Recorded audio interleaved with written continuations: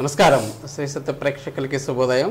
నేను నారాయణ రెడ్డి. మనం దినపత్రికలోని ముఖ్యమైన వార్తలను విశ్లేషించుకునే కార్యక్రమం కాఫీ టైమ్ సిప్పెన్సీకి స్వాగతం. ఈరోజు మనతో ఉన్నారు సీనియర్ జర్నలిస్ట్ పొన్నూరు వెంకట శ్రీనివాస్ గారు. మరి వారిని అడిగి ముఖ్యమైన విశేషాలు ఏంటో చూద్దాం. నమస్కారం గురుగారు. Good morning. Very good morning and welcome to coffee time. Main paper ఈరోజు కొంచెం హాట్ న్యూస్ ఉన్నాయి. ఫుల్గా హాట్ న్యూస్. సరే, ముందుకు ఒకసారి సాక్షిలో చూద్దాం ఏమొచ్చాయో.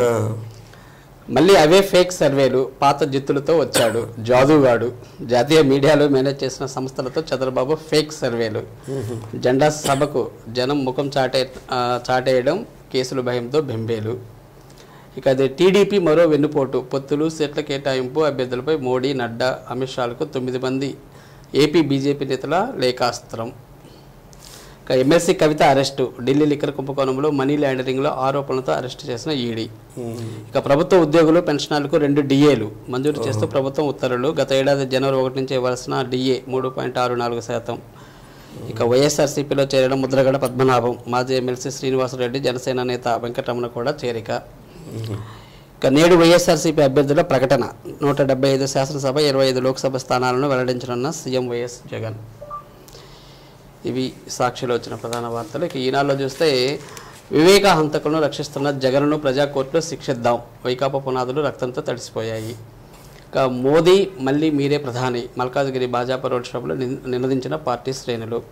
ఇక నేడే ఎన్నికల నగారా. మధ్యాహ్నం 3 గంటలకు సార్వత్రిక షెడ్యూల్ విడుదల. 18వ లోక్సభ, అదేవిధంగా 4 రాష్ట్రాల అసెంబ్లీల ఎన్నికలకు తేదీలు ప్రకటన. ఇక ఢిల్లీ మద్యం కేసులో కవిత అరెస్టు. ఇక ఏపీపీఎస్సీ పాపం జగన్దే, ఆయనే ప్రధాన నిందితుడు. గౌతమ్ సవాంగు, సీతారామాంజనేయులు ఐపీఎస్కు అనర్హులు. ఇక సొంత టీవీ ఛానల్లో ప్రచారాన్ని ఎన్నికల వ్యయంగానే పరిగణిస్తాము.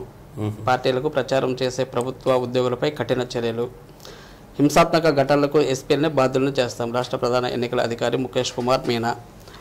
ఇక రాష్ట్ర భవిష్యత్తుకు దిక్సూశిల చిలకలూరిపేట సభ ప్రతిష్టాత్మకంగా ఏర్పాటు చేస్తున్న కూటమి నేతలు. రేపు సభ జరగనుంది. ఇక చివరిగా ఆంధ్రజ్యోతిలో చూస్తే ఇక కోడ్ కూసే ముందు డిఏ డ్రామా. 2023లో ఇవ్వాల్సిన 2 డిఏలు విడుదల. ఇంకా సేమ్ అవే సార్, సేమ్ వార్తలు. ఇక విజిలెన్స్కు అపరిమిత అధికారులకు విస్తృత అధికారాల కల్పన ఎలా సాధ్యం? చట్టాలకు లోబడి ఆయా శాఖలు పనిచేస్తున్నాయి. సర్కారుకు హైకోర్టు సూటి ప్రశ్న. మ్యాక్సిమం ఇవే సార్, సేమ్ వార్తలు. సో ఇక మన ప్రకాశం జిల్లా వార్తలకు వస్తే ఎన్నికల ఖర్చుపై అవగాహన కలిగి ఉండాలని చెప్తున్నారు. ఎవరికి రాజకీయ పార్టీల ప్రతినిధులతోటి కలెక్టర్ గారు ఎప్పటికప్పుడు సమావేశాలు నిర్వహిస్తారు. అంటే పెద్ద నాయకులు అంటే కలెక్టర్ గారు ఎన్నికలకు సంబంధించి నియమావళి ఇవన్నీ తెలియజేయడానికి ఒక పార్టీ తరఫున ఒక ప్రతినిధిని నియమిస్తారు. అట్లా అన్ని పార్టీల గుర్తింపు పొందినటువంటి అన్ని పార్టీల నాయకులతోటి ఎప్పటికప్పుడు ఈ ఈవీఎంలు చెక్ చేయడం కానీ ఎన్నికలకు సంబంధించి ఏది చేసినా సరే వీళ్ళ పర్యవేక్షణలో చేయాలి. ఎందుకంటే వాళ్ళకు కూడా తెలిసి ఉండాలి కాబట్టి అన్ని రకాల పార్టీలు పిలుస్తారు, వాళ్ళ ప్రతినిధులు ఉంటారు. అయితే ఇవాళ ఎన్నికల నగార మోగబోతుంది కాబట్టి ఇక నుంచి ఈ రోజైతే ఆ ఎన్నికల కోడ్ అమల్లోకి వస్తుందో ఆ రోజు నుంచి అభ్యర్థులు పెట్టేటటువంటి ఖర్చు మీద నిఘా ఉంటుంది. ప్రతి పైసా కూడా లెక్క చూపించాలి. అంటే ఇప్పుడు అభ్యర్థులు అంటే నియామకం జరగలేదు కాబట్టి ఇంకా అది అమల్లోకి రాదనుకోండి, పార్టీ పెట్టేటటువంటి ఖర్చును కూడా వాళ్ళు లెక్కలోకి తీసుకుంటారు. కాబట్టి దాని మీద అవగాహనతో ఉండండి. మీ అభ్యర్థులు ఎవరైతే ఉంటారో వాళ్ళకి ఏ విధంగా ఈ ఎన్నికల ఖర్చుని ఎప్పటికప్పుడు ఏ విధంగా తెలియజేయాలి, పార్లమెంటు సభ్యుడైతే ఎంత ఖర్చు పెట్టాలి, అసెంబ్లీకి పోటీ చేసే వాళ్ళైతే ఎంత ఖర్చు పెట్టాలి, ఇవన్నీ విధి విధానాలన్నీ కూడా నిన్న కలెక్టర్ గారు ఆ ప్రతినిధులకి దాన్ని కూడా వివరంగా చెప్పడం జరిగింది. దీని మీద మళ్ళీ ఒక ప్రత్యేకమైనటువంటి ఇది కూడా నిర్వహించి వీళ్ళకి సంబంధించి రెగ్యులర్గా ప్రతిరోజు అకౌంట్ ఇవ్వాలి వాళ్ళకి. దాన్ని ఏ ఫార్మాట్లో ఇవ్వాలి అన్నటువంటిది కూడా వాళ్ళు ఇస్తారు. అవన్నీ కూడా నేను తెలియజెప్పడం జరిగింది. ఇప్పుడు జిల్లాలో ఇంకా ఈ ఓటర్లకు సంబంధించి ఇంకా క్లెయిములు ఒక 4,000 పెండింగ్ ఉన్నాయండి. ఫారం 6, ఫారం 7, ఫారం 8 దాన్ని కూడా వెంటనే త్వరితగతినే పూర్తి చేసి పర్ఫెక్ట్గా ఉండేటటువంటి ఒక జాబితాని సిద్ధం చేస్తామని చెప్పి కలెక్టర్ గారు తెలియజేయడం జరిగింది. సో అధికారులు ఎంత నిబద్ధతగా పనిచేస్తున్నారు అనేది ఒక సామాన్యులకు $1 మిలియన్ ప్రశ్న. ఎందుకంటే 50 కోట్లు 100 కోట్లు ఖర్చు అవుతుంది కాబట్టి మరి అది తప్పదు. అది అర్థం కాని ఒక ప్రశ్న. ఇక అవగాహన సారీ ఒక గుడిసి కూడా కనిపించకూడదు ఏంటి సార్ ఇది? బాలినేని శ్రీనివాసరెడ్డి గారు నిన్న 24వ డివిజన్లో సమైక్యతా నగర్లో వాళ్ళ బీసీ సంచార జాతులు ఉంటారు. ఇక్కడ సమైక్యతా నగర్ అంటే మన ఆఫీస్ వెనకే సమైక్యతా నగర్ అంటే ఇక్కడ సంచార జాతుల వాళ్ళకి కూడా బీసీ కమ్యూనిటీ హాల్ అంటే వాళ్ళు కూడా బీసీ కిందకు వస్తారేమో. బీసీ కమ్యూనిటీ హాల్ వాళ్ళ కోసం ఒకటి నిర్మిస్తున్నారు. దీనికోసం 40 లక్షల రూపాయలు నగరపాలక సంస్థ నుంచి జనరల్ ఫండ్ నుంచి వాళ్ళకి శాంక్షన్ కూడా చేయించారు. దానికి సంబంధించినటువంటి నిన్న శంకుస్థాపన చేశారు. అంటే జనరల్గా ఏంటంటే ఈ సంచార జాతులు వాళ్ళందరూ కూడా అక్కడ గుడిసెల్లో వాటిలో ఉంటారు కాబట్టి వాళ్ళకి ఎవరు ఇప్పుడు 25,000 పట్టాలు కూడా ఇచ్చాము. కాబట్టి ఎవరు గుడిసెల్లో ఉండడానికి వీల్లేదు. ఎలక్షన్ అయిన తర్వాత 9 నెలల్లోనే ఈ ఇళ్ళు కూడా నిర్మించిస్తామని చెప్పి బాలినేని శ్రీనివాసరెడ్డి గారు నిన్న చెప్పడం జరిగింది. Okay sir. వినియోగదారుల హక్కులపై అవగాహన ఇదేంటి సార్? ఇది వినియోగదారులకి తప్పనిసరిగా హక్కులు ఉంటాయి, అవి కూడా మనం తెలుసుకోవాలి. ఎందుకంటే మనం డబ్బులు ఇచ్చి కొనుక్కుంటున్నాం కాబట్టి మన హక్కులు మనం పర్యవేక్షణ చేసుకోకపోతే ఎట్లా? వస్తువు నాణ్యతను బట్టి మనం కొనుగోలు చేయాలి.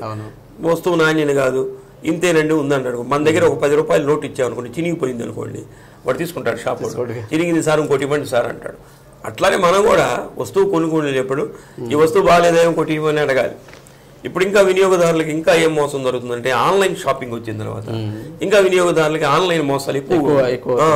మనం సెల్ ఫోన్ ఆర్డర్ చేసామనుకోండి, వాడు ఏదో ఒట్టి డబ్బా పంపిస్తాడు, రాళ్ళు పంపించిన సందర్భాలు కూడా ఉన్నాయి. అయితే దాన్ని ఎలా రిటర్న్ చేయాలి, ఎలా దాన్ని చేయాలంటే అసలు ఆ కంపెనీ ఉందో లేదో కూడా తెలియనటువంటి పరిస్థితుల్లో కూడా ఉన్నాం. కాబట్టి వినియోగదారులకి ప్రతి ఒక్కరికి హక్కులు ఉంటాయి. ఈ హక్కుని తెలుసుకోవాలి. ఎంఆర్పీ కంటే ఎవరైనా అదనంగా కనుక అమ్మినట్లయితే వాళ్ళ మీద వినియోగదారుల ఫోరానికి రిపోర్ట్ చేయొచ్చు. కాబట్టి చట్టపరంగా ఉన్నటువంటి హక్కుల్ని వినియోగదారులు తెలుసుకోవాలని చెప్పి జాయింట్ కలెక్టర్ గారు గోపాలకృష్ణ గారు నిన్న సూచించడం జరిగింది. నిన్న వినియోగదారుల హక్కుల దినోత్సవం అండి. కాబట్టి దీనికి సంబంధించినటువంటి కార్యక్రమాన్ని నిర్వహించారు. ముఖ్యంగా ఏమిటంటే ప్రకటన మోజులు ఎక్కువ మంది పడతారు. ప్రకటనలు ఏమో ఆకర్షణీయంగా ఉంటాయి, వస్తువు చూస్తే నాసిరకంగా ఉంటుంది. ఆ ప్రకటనల మోజులో కూడా ఎవరు పడద్దు, స్టాండర్డ్గా ఉండేటటువంటి కంపెనీలనే ఎంచుకోవాలని చెప్పి కోరుతుంది. ఓకే. ఇక మార్కెట్ ద్వారా జొన్నల కొనుగోలు. జొన్నల కొనుగోలు అంటే మన జిల్లాలో కూడా జొన్నలు కూడా ఎక్కువగానే పండిస్తారు. దానికి సంబంధించినటువంటి ప్రభుత్వం ఒక గిట్టుబాటు ధరని కల్పించే ఏర్పాటు కూడా చేసింది. అంటే ప్రైవేట్ మార్కెట్లో కొంటే దళారులు రావటం, వాళ్ళు కూలికి నాలికి అంటారు చూసారు, అట్లా అడుగుతారు రేటు. అందుకని గవర్నమెంట్ ఒక రేటు నిర్ణయించింది అనుకోండి, ఇక దానికి తగ్గకుండా వాళ్ళు కూడా కొనుగోలు చేస్తారు. ఇప్పుడు 3,180 రూపాయలు వీళ్ళు కనీస మద్దతు ధరను ప్రకటించారు. ఇప్పుడు ఒకవేళ దళారు వచ్చాడు అనుకోండి, నేను స్పాట్ క్యాష్ ఇస్తాను 3,000కి అని అంటే అది ఒక రకంగా ఉంటుంది. కాబట్టి దీనికంటే ఇంకా తగ్గించడానికి అవకాశం ఉండదు. దీనికి మహేంద్ర, నంద్యాల తెల్ల జొన్న పంటలు అదేదో ఉంటాయట, దాంట్లో కేటగిరీస్ ఉంటాయి కాబట్టి వాటిల్ని కొనుగోలు చేయడానికి ఏర్పాటు చేస్తున్నారు. 5 ఎకరాలు ప్రతి రైతుకి 5 ఎకరాలు పండించినటువంటి పంట ఏదైతే ఉంటుందో దాన్ని ఆర్బీకేల ద్వారా వీళ్ళు నమోదు చేసుకోవాలి.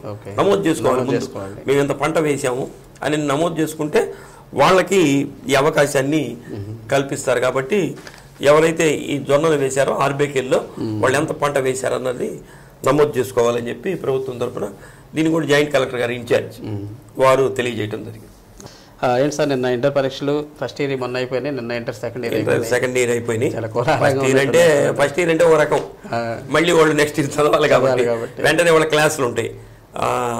ఇంటర్మీడియట్ ద్వితీయ సంవత్సరం అయిపోయినటువంటి వాళ్ళకి ఇక నుంచి ఇంకొక లైఫ్ ప్రారంభం అవుతుంది. వాళ్ళకి ఇప్పుడు దాకా ఉంది ఒక లైఫ్, నెక్స్ట్ వేరే లైఫ్ వచ్చేస్తారు. అంటే ఎంసెట్ గా రాయడం కానీ, వేరే ఊళ్ళకి పోవడం కానీ, ఇంకొక కోర్సు రకరకాలైనటువంటి కోర్సులు ఇప్పుడు డిగ్రీ రకరకాలు ఉన్నాయి. అంటే ఇక్కడ ఉన్న ప్రాంతం నుంచి వేరే ప్రాంతానికి వెళ్ళేటటువంటి అవకాశం చాలా మందికి ఉంటుంది, స్వేచ్ఛ పెరుగుద్ది. కాబట్టి వాళ్ళందరూ కూడా నిన్న వీళ్ళందరూ కూడా రెసిడెన్షియల్ మోడ్లో చదివి ఉంటారుగా, ఇప్పుడు అందరూ డే స్కాలర్ చదివే వాళ్ళు తక్కువ. కాబట్టి వాళ్ళ తల్లిదండ్రులు రావటం, వాళ్ళ పెట్టే ఇవన్నీ ఉంటాయి కదా, ఇవన్నీ సర్దుకొని అందరూ వెళ్ళటం. విద్యార్థులందరూ కూడా కేరింతల నడుమ నిన్న వీడ్కోలు పలుకున్నారు. మొత్తం మీద ఏ పరీక్ష రాసి వచ్చినా సరే విద్యార్థులు రోడ్డు మీద హల్చల్ చేస్తుంటారు. కానీ నాకేమనిపిస్తుంది అంటే వీళ్ళు బాగా రాసి ఆనందంలో ఉన్నారా, లేకపోతే పరీక్ష అయిపోయింది ఆనందంలో ఉన్నారని కూడా అనిపిస్తూ ఉంటుంది. మొత్తం మీద రాసినటువంటి విద్యార్థులు మన జిల్లాకి ఒక మంచి పేరు తీసుకొచ్చి, ఏదైనా జిల్లాలో కొంచెం ఎడ్యుకేషన్ బాగానే ఉంది. అది ఎప్పటి నుంచి కూడా మనకి ఆ క్రెడిట్ ఉంది. అవును, ఎందుకంటే జిల్లా వెనుకబడిన ప్రాంతం అయినా కానీ ఎడ్యుకేషన్ విద్యారంగంగా మొదలు ముందుంది. ఉంది. అంటే దీనికి నిదర్శనంగా అనేక ర్యాంకులు మన జిల్లాకి వచ్చినటువంటి సందర్భం కూడా అన్నిట్లో, ఒక దాంట్లో కాదు అన్నిట్లో వచ్చిన సందర్భాలు ఉన్నాయి. కాబట్టి రేపు రోజుల్లో ఇంటర్మీడియట్లో కూడా మన జిల్లా ప్రథమ ర్యాంకు సాధించాలని మనం కూడా కోరుకుంటాం. తప్పకుండా. ఇక ముస్లింలకు అండగా ఉంటా సార్. అది ఇప్పుడు రంజాన్ మాసం ప్రారంభమైంది కదా, ఇంకా ఇఫ్తార్ విందులు ఇవన్నీ ఇచ్చేవాళ్ళు కూడా వస్తారు. కాబట్టి ఇప్పుడు రాజకీయ నాయకులు కూడా ఇఫ్తార్ విందులు బ్రహ్మాండ భారీగా ఇచ్చేటటువంటి తరుణం ఇది. కానీ కోర్టు టైంలో ఇవ్వచ్చు అట్లా? కోర్టుకి దానికి సంబంధం ఏముంది? ఇఫ్తార్ విందు ఇస్తారు అంటే ఇంకా వీళ్ళ అభ్యర్థుల్ని బీ ఫారం ఇవ్వటం ఇవన్నీ ఏమి ఉండదు కదా. ఇవ్వనప్పుడు వీళ్ళు ఈ లోపల చేసుకునేదానికి అవకాశం ఉంటుంది. అయితే ఇది నిన్న వేరే వాళ్ళు ఏర్పాటు చేశారు. హైకోర్టు అడ్వకేట్ షేక్ రషీద్ గారు, ఆయన ముస్లిం కమ్యూనిటీ హైకోర్టు అడ్వకేట్గా ఉన్నాడు. ఆయన నిన్న ఇక్కడ ఒంగోలులో ఉన్నటువంటి ముస్లిం సోదరులందరూ కూడా ఇఫ్తార్ విందు ఇవ్వడం జరిగింది. ఇది కూడా ఐటీఏ ఫంక్షన్ హాల్ ఉంది దాంట్లో, ఆ ఫంక్షన్ హాల్లో కూడా ఇచ్చారు. నిన్న బాలినేని శ్రీనివాసరెడ్డి గారు, గంగాడు సుజాత గారు వీళ్ళందరూ కూడా పాల్గొన్నారు. ముస్లింలకు ఎప్పుడు అండగా ప్రభుత్వం ఉంటుంది, నేను కూడా ఎప్పుడు అండగా ఉంటాను. ఈ మధ్య కాలంలో మొన్నే ముస్లింలకు సంబంధించిన షాదీ ఖానా కూడా స్టార్ట్ చేయడం కూడా జరిగింది. కాబట్టి ముస్లింలకి బాలినేని కుటుంబం ఎప్పుడు అండగా ఉంటుందని చెప్పి బాలినేని శ్రీనివాసరెడ్డి గారు స్పష్టం చేయడం జరిగింది. Okay sir. ఇంకా ఒంటిపూట బడులు ఎప్పటి నుంచి సార్? ఇది 18 నుంచి 18వ తేదీ నుంచి 10th క్లాస్ పరీక్షలు ప్రారంభమవుతాయి కదా. ఆ సందర్భంలో జనరల్గా అయితే వీళ్ళకి ఇచ్చినటువంటి క్యాలెండర్ 15 నుంచి ఇచ్చారంట. అంటే వాళ్ళకి ఎడ్యుకేషన్ క్యాలెండర్ ఇస్తారు. కానీ ఎందుకంటే 18కి పోస్ట్ పోన్ చేసినట్టున్నారు 3 రోజులు దీనికి. అంటే 18 నుంచి 10th క్లాస్ పరీక్షలు జరుగుతాయి కాబట్టి విద్యార్థులకు కొంత మోరల్ గా సపోర్ట్ ఉండడానికి ఎగ్జామ్స్ మళ్ళీ కండక్ట్ చేస్తారు ప్రీ పబ్లిక్ అని. దానికి సంబంధించి 18 నుంచి ఒంటిపూట బడులు ప్రారంభిస్తున్నారు. 1 నుంచి 9వ తరగతి జరిగే విద్యార్థుల వరకు ఇది జరుగుతాయి. అంటే 7:45కే స్కూల్ స్టార్ట్ చేయాలి. ఇదివరకు అంటే 8:45కి అట్లా ఉండేది. కావాలి 1 గంట ముందే స్టార్ట్ చేస్తారు. 12:30కి క్లోజ్ చేస్తారు. అంటే 12:30 క్లోజ్ చేసి ఇంటికి పంపించే లోపలే వీళ్ళకి అంటే 12 గంటలకే క్లోజ్ చేసి అరగంటలో వీళ్ళకి మధ్యాహ్న భోజన పథకం పెట్టి పంపించాలట. అది మధ్యాహ్నం భోజన పథకం పెట్టకుండా ఎవరిని పంపించకూడదు. అలా పంపించినట్లయితే వాళ్ళ మీద కూడా యాక్షన్ తీసుకుంటామని చెప్పి విద్యాశాఖ అధికారులు కూడా చేస్తున్నారు. బాగా ఎండల తీవ్రత కూడా పెరుగుతుంది కాబట్టి ఓఆర్ఎస్ ప్యాకెట్లు ఉంచడం, ఇక్కడ మజ్జిగ అలాంటిది ఏర్పాటు చేయడం, వాటర్ ఎక్కువగా ఉండే విధంగా చూసుకోవడం ఇవన్నీ కూడా చేస్తున్నారు. ఇవన్నీ ఎప్పుడు విధి విధానాలు ఉంటాయి, ఆచరణలోనే ఇవన్నీ కూడా చూడాలి మనం ఎట్లా ఉంటుందో. అయితే విద్యా కమిటీలు కూడా ఏర్పాటు చేశారు కాబట్టి వాళ్ళ తల్లిదండ్రులు విద్యా కమిటీలో ఉంటారు. వాళ్ళు కూడా ప్రతి 2 రోజులకో 3 రోజులకో ఒకసారి పాఠశాలకు వచ్చి తనిఖీ చేస్తే విద్యార్థులకు మంచి జరుగుతుంది. అవును, కొంచెం అలర్ట్గా ఉంటారు. ఇక నేడు మోగనున్న ఎన్నికల నగారా సార్ మధ్యాహ్నం 3 గంటలకి ఎన్నికల కమిషన్, సెంట్రల్ ఎన్నికల కమిషన్ నిన్న ప్రెస్ నోట్ కూడా రిలీజ్ చేశారు. ప్రెస్ కాన్ఫరెన్స్ ఏర్పాటు చేస్తున్నామని చెప్పి. దీనికి సంబంధించి మన జిల్లాలో 8 సెగ్మెంట్లు ఉన్నాయి ఇప్పుడు మనకి. అంటే ఇదివరకు 12 ఉండేవి. ఇప్పుడు బాపట్ల కొన్ని మనకి ఉన్నాయి, నెల్లూరు కొన్ని వెళ్ళినాయి. కాబట్టి మన జిల్లాలో సుమారు 17,99,706 మంది ఓటర్లు ఉన్నారు. అంటే 18 లక్షల మంది ఓటర్లు మన జిల్లాలో ఉన్నారు. 2,183 కేంద్రాలు వీటి కోసం బూత్లు కూడా ఏర్పాటు చేశారు. ఇప్పటికే కలెక్టర్ గారి ఆధ్వర్యంలో ఎన్నికల పర్యవేక్షణ కార్యక్రమం కూడా జరుగుతుంది. కాబట్టి ఇవాళ ఎన్నికలు కోడ్ వచ్చిందంటే ఇక రాజకీయ నాయకుల యొక్క పెత్తనం పోతుంది.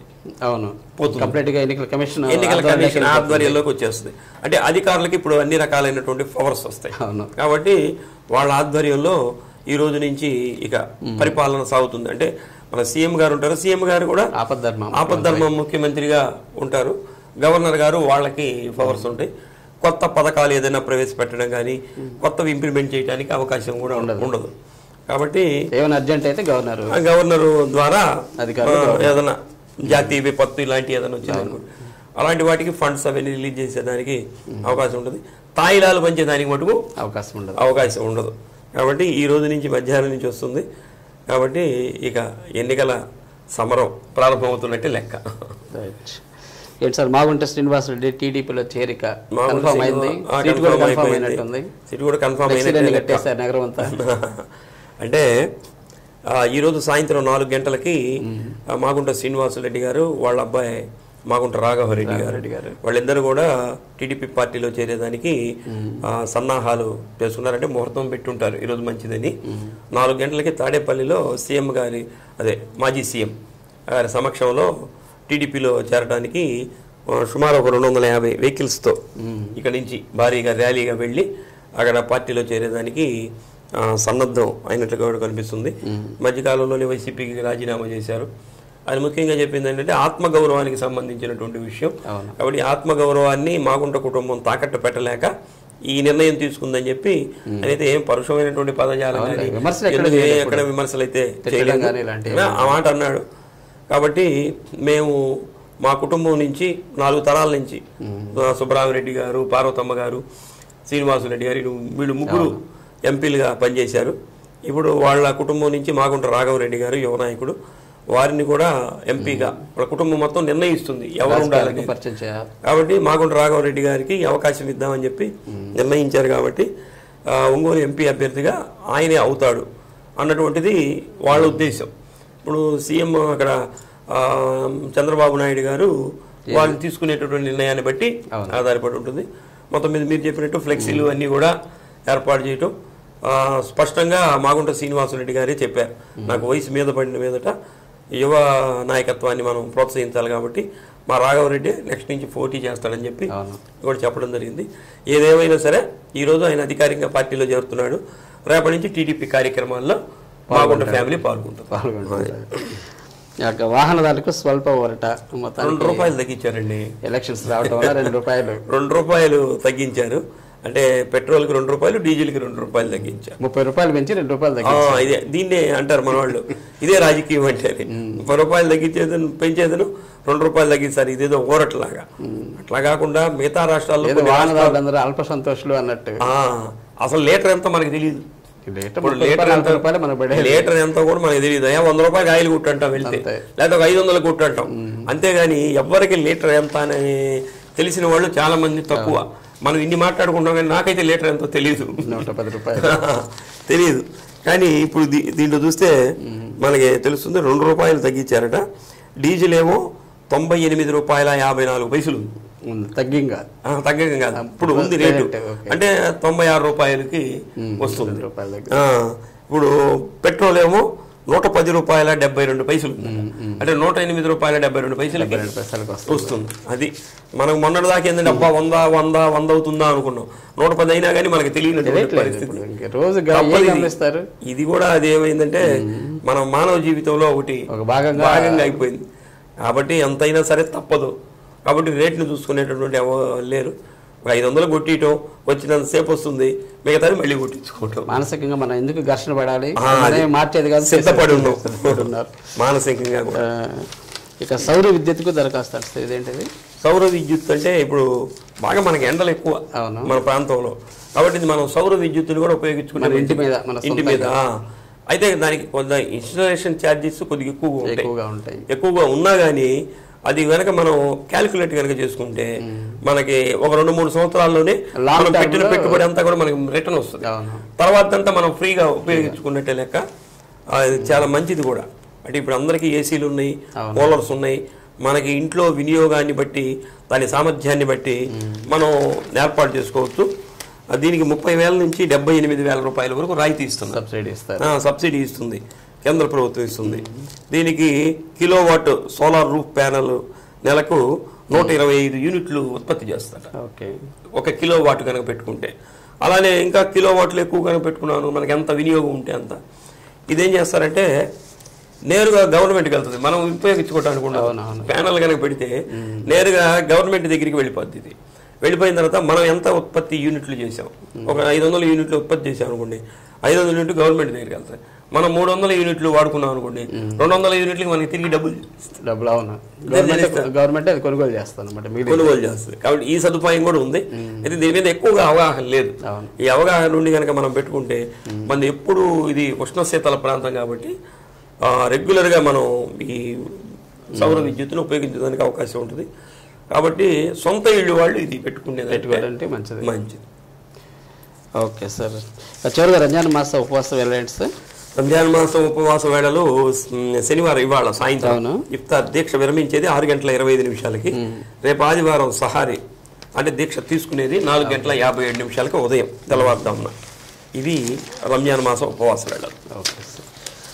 ఓకే సార్, చాలా మెనీ థ్యాంక్స్. ఈరోజు చక్కటి విశ్లేషణ అందించారు వార్తల మీద. మరి ఈనాటి కాఫీ టైమ్స్ ఇప్పటి కార్యక్రమంలో కొన్ని విశేషాలు చూసాం కదండి. రేపటి కార్యక్రమంలో మరిన్ని తాజా వార్తలతో మేము ముందంటాం. అంతవరకు చూస్తూ ఉండండి శ్రీ సత్య నెట్వర్క్. నమస్కారం.